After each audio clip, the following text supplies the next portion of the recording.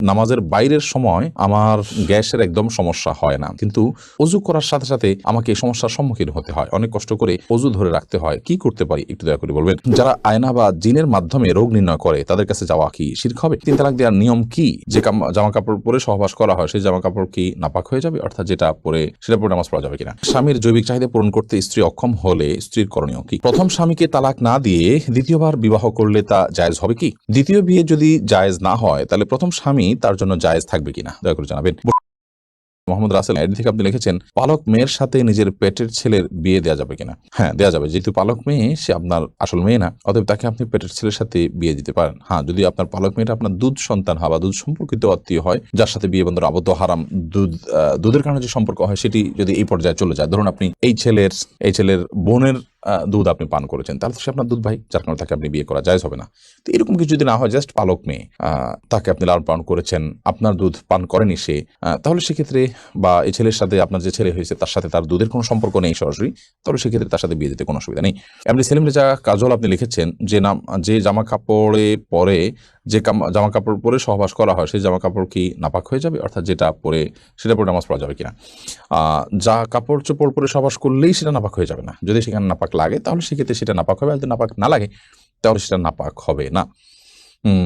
অতএব এটি নির্ভর করবে যে নাপাকটা লেগেছে কি লাগেনি তার উপরে। রুবাই আমিন মৌরি এআইডি থেকে আপনি লিখেছেন, প্রথম স্বামীকে তালাক না দিয়ে দ্বিতীয়বার বিবাহ করলে তা জায়েজ হবে কি? দ্বিতীয় বিয়ে যদি জায়েজ না হয় তাহলে প্রথম স্বামী তার জন্য জায়েজ থাকবে কিনা দয়া করে জানাবেন। প্রথম স্বামীর সাথে যদি বিচ্ছেদ না হয় তাহলে দ্বিতীয়বার যদি কোনো নারী বিয়েতে আবদ্ধ হন তাহলে সেটি জায়েজ হবে না, পরে বিয়েটা বাতিল হিসেবে গণ্য হবে, এটা বিয়েই না, যার কারণে সেটি আপনার কার্যকরী হবে না। আর দ্বিতীয় বিয়ে জায়েজ না থাকার কারণে আপনার প্রথম স্বামীর স্ত্রী হিসাবে তিনি বলবৎ আছেন এবং সেটাই থাকবেন, এবং সেখানে বিয়ে শাদীর কোনো কিছুর প্রয়োজন নাই, কারণ পর বিয়েটা তো হয় নাই, ওটা হওয়া না হওয়া সমান। বিদায় প্রথম বিয়েটাই বলবৎ আছে এবং সেটার আলোকে তারা স্বামী স্ত্রী হিসাবে জিনাতিপাত করবেন এবং তারা একসাথে বসবাস করবেন। সারিয়া বাপ্পি আপনি আইডি থেকে লিখেছেন, আমার এক বন্ধু সিগারেট খায়, সে বলে অজু করে সিগারেট খেলে অজু ভাঙে না, তার দাবি কি সঠিক?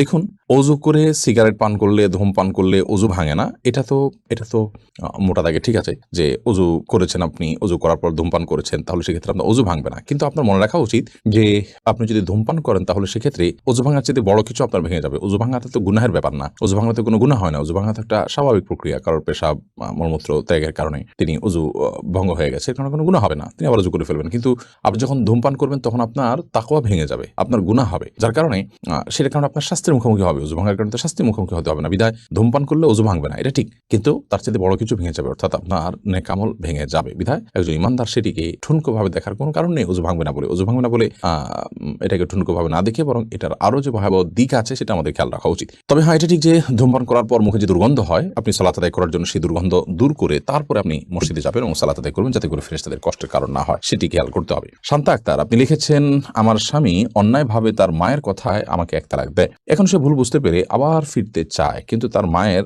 অন্যায় জেদ এখনো বিরাজমান, আমায় মানবে না, এখন করণীয় কি? মা যদি অন্যায়ভাবে তাকে তালাক দিতে বলে এবং মায়ের কথার পরিচিত তিনি এটি করে থাকেন, তাহলে একটা তালাক দিয়েছেন যেহেতু তিনি আবারও তার সাথে ঘর করার সুযোগ আছে। যদি 3 মাস পার হয়ে থাকে তাহলে এখন আগদ পরে নতুন বিয়ের মাধ্যমে আপনারা একসাথে থাকতে হবে। যদি 3 মাস না পার হয়ে থাকে তাহলে এখনই আপনারা শুধুমাত্র মৌখিক প্রত্যাহারের মাধ্যমে একে অন্যের সাথে থাকতে পারবেন। আপনার শাশুড়ি তিনি যদি অন্যায়ভাবে আপনার উপর অসন্তুষ্ট হন, ধরুন তার যৌতুকের ডিমান্ড আছে বা অন্য এমন ডিমান্ড আছে যেটি আসলে শরিয়া গ্রাহ্য নয়, তাহলে সেটি না পূরণ হওয়ার কারণে তিনি আপনার উপর অসন্তুষ্ট যদি হয়, তাহলে সেক্ষেত্রে আপনার স্বামী আপনার সাথে ঘর করতে পারেন এবং সংসার করতে পারেন, কোনো অসুবিধা নেই।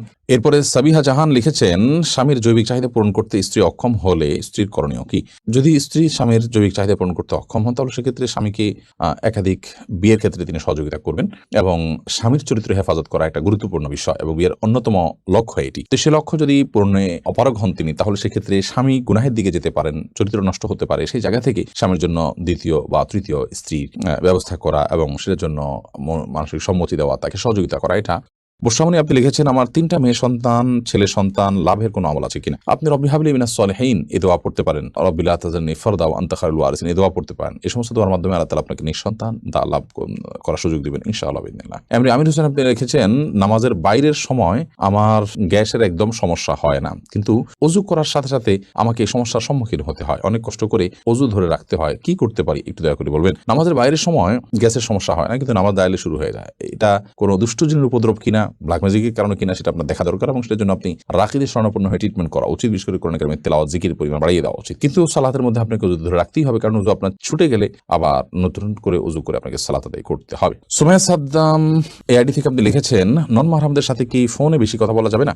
প্রয়োজনীয় কথা আপনি বলতে পারেন, সেক্ষেত্রে আপনি কথার মধ্যে কোমলতা সৃষ্টি করবেন না, কারণ আপনি কণ্ঠের মধ্যে যখন কোমলতা সৃষ্টি করবেন, আপনি যখন নরম সুরে কথা বলবেন, তখন সেক্ষেত্রে আল্লাহ তাআলা কোরআন কারীমে যেটি বলেছেন যে ফায়াতমাউল্লাযী ফি কলবিহি মারাদ, যাদের অন্তরে রোগ আছে তারা আপনার এর কারণে তাদের অন্তরের মধ্যে বাজে চিন্তা আসবে এবং লোভ তৈরি হবে, গুনাহ হবে, জল্পনা কল্পনা হবে। সেজন্য আল্লাহ বলেছেন ফাল্লা তাখদাআনা বিল কওল, তোমরা কথা বললে পরনারীর সাথে যখন পরপুরুষের সাথে যখন তোমাদের কথা বলতে হবে, ফাল্লা তাখদাআনা বিল কওল, তোমরা কথাকে কোমল করবে না। বিধায় আপনি কোমল করবেন না, এছাড়া কথা আপনি বলতে পারেন, কিন্তু প্রয়োজন ছাড়া বেহুদা কথাও বলতে পারবেন না। যেমন আপনি লম্বা চড়া আলাপ করলেন অপ্রয়োজনীয় কথা, সেগুলো আস্তে আস্তে আপনাকে মন্দ দিকে নিয়ে যেতে পারে বা তার মনের মধ্যে কোনো গুনাহের ভাব উদ্রেক করতে পারে। আব্দুর রহিম আপনি লিখেছেন 3 তালাক দেওয়ার নিয়ম কি?